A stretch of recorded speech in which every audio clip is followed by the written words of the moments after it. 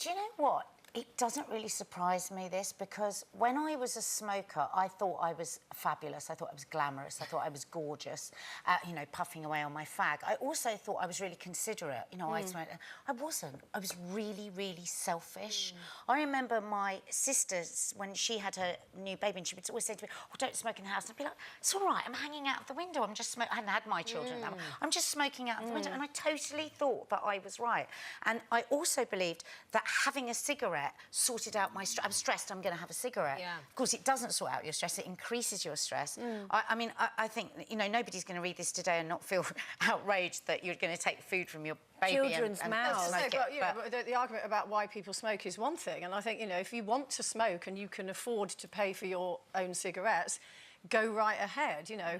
But if this is about, you know, the definition of poverty, if this is about children, so you are basically taking the food out of your child's mouth to put a cigarette in your own mouth, then you are a disgrace. Because you're addicted and you're justifying it. I need it for stress. The only thing I'd add to that, look, I'm not condoning this behaviour in any way, shape or form. I don't smoke.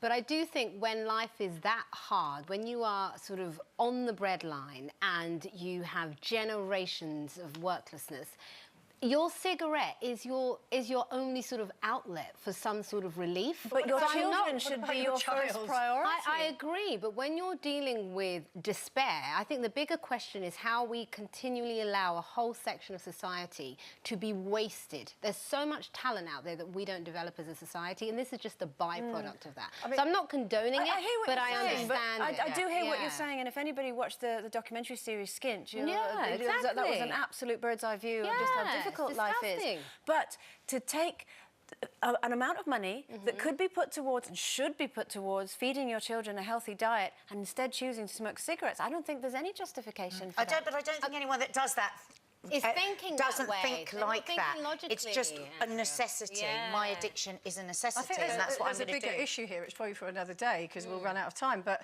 is also about how we define poverty in this country. So, you know, if we look at images from Africa of starving children, that is poverty to me. You know, you're living on less than $1 a day and you can't actually eat.